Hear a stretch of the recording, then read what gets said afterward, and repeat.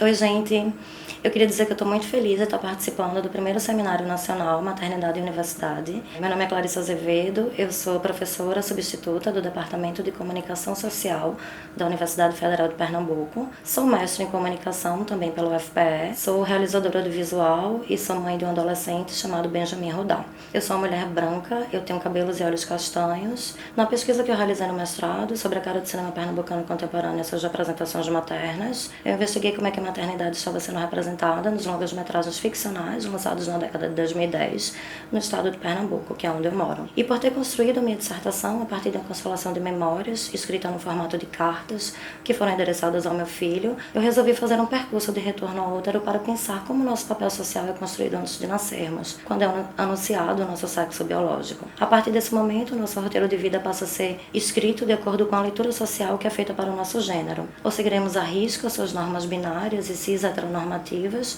ou criaremos rasuras a partir da nossa performance original e autêntica. De forma bem resumida, os papéis sociais masculinos definem que os homens devem assumir os trabalhos produtivos e remunerados, sendo os provedores do lar, enquanto as mulheres, por terem a capacidade biológica de gerar a vida, devem assumir os trabalhos reprodutivos e não remunerados, sendo cuidadora e mãe em tempo integral. Ao considerar apenas a existência de homens e mulheres cis heteronormativas, todos os outros gêneros e sexualidades são considerados dissidentes e, por isso, são patologizados. Quando nascemos, nós começamos a descobrir o mundo ao nosso redor a partir da nossa observação curiosa e atenta, mas também e principalmente a partir da tradução que nos fazem de tudo, dos objetos, as emoções e sentimentos.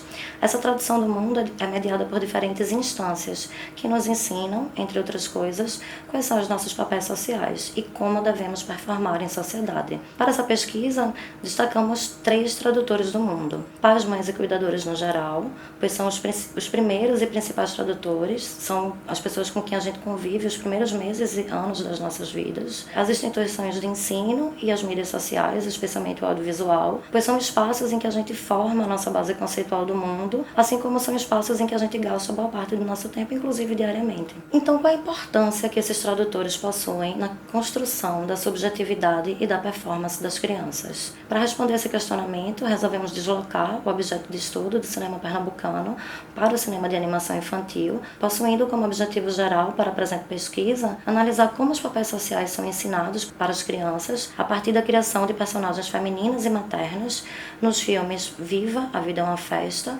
e Os Incríveis 2. Entre as mídias audiovisuais, o cinema de animação infantil se destaca por ter a sua linguagem construída para dialogar diretamente com as crianças, passando uma mensagem que elas vão compreender e absorver.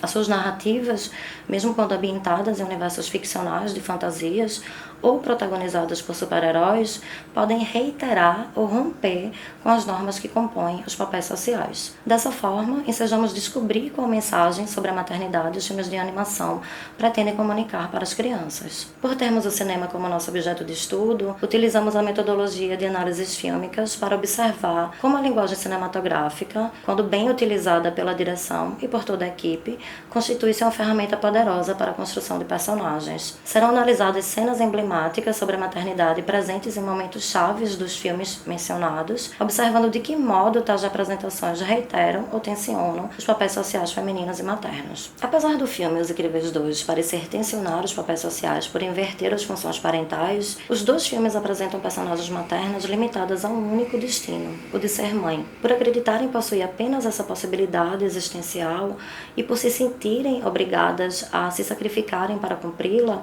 as personagens parecem viver a maternidade instituição. Viva, A Vida é uma Festa conta a história de um adolescente de 12 anos, Miguel, que sonha em ser um músico reconhecido. No entanto, a música se tornou proibida e foi completamente banida da sua família. A justificativa é exposta ainda no início do filme. Hector, o seu tataravô, tinha um sonho de tocar para o mundo. Um dia ele saiu de casa com seu violão e nunca mais voltou. Após ser abandonada e tornar-se mãe solo, Amélia, sua tataravó, baniu todas as músicas da sua família e aprendeu a fazer sapatos, criando uma empresa familiar que cresce a cada geração. Em uma cena bastante simbólica, Amélia revela para Miguel que era cantora, trabalhava com Hector e amava a música. Porém, quando ela engravidou, resolveu criar raízes.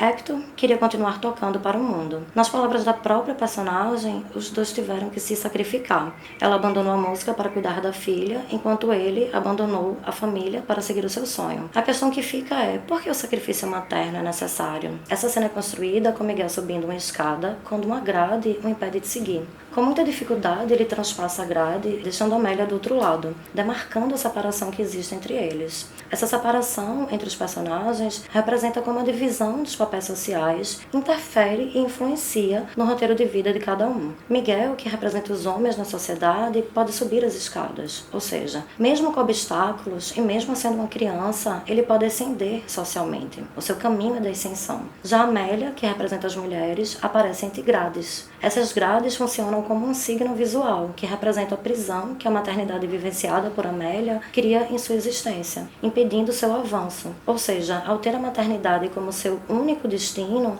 precisando sacrificar o seu amor pela música e o seu talento como cantora, Amélia representa a maternidade instituição. Essa cena é construída em um jogo entre dois planos que reforçam a construção de gênero dos personagens. Enquanto vemos Amélia em um plongé, ou seja, em um ângulo em que ela aparece pequena e vulnerável, vemos Miguel em um contraplongé, em um plano em que ele transparece superioridade, aparentando ter mais força e poder para dominar o que está abaixo dele. Amélia torna-se vulnerável justamente por ser mulher e por ter suas ações e potencialidades reduzidas. A força de Miguel está no seu poder de decisão. Os papéis sociais masculinos garantem um roteiro de vida mais amplo. Afinal, a paternidade não será cobrada pela sociedade como é cobrada a maternidade para as mulheres. No início do filme, Miguel explica que a música separou a família, mas os sapatos mantiveram todos unidos. Ao colocar a ação de manter a família unida em objetos inanimados, os sapatos, a narrativa construída para o filme retira de Amélia a potência e a força de suas ações para sustentar a família. Por que construir uma narrativa em que um objeto parece ter mais autonomia do que uma personagem materna? Não foram os sapatos, mas quem os fazia que manteve todos unidos. Da mesma forma que os sapatos não podem unir uma família, a música não teria o poder de separar essa família. Ao responsabilizar a música, retira-se a responsabilidade de Hector de ser um pai presente. O filme Os Incríveis 2 é ambientado em uma realidade fantástica, na qual os super-heróis existem, mas as suas batalhas causam muita destruição. Por isso, o serviço que eles oferecem para a sociedade passa a ser rejeitado, e eles são obrigados a negar a existência de seus poderes. Helena, a Mulher Elástico, e Roberto, o Senhor Incrível, estão desempregados e precisam voltar ao mercado de trabalho formal. Nesse momento, aparece o Senhor Gelado apresentando uma proposta de trabalho como super-heróis. Eles vão à reunião para conhecer o novo investidor e descobrem que a Mulher Elástico foi escolhida como a melhor opção para a primeira missão do trio. Nesse momento, os papéis sociais são invertidos.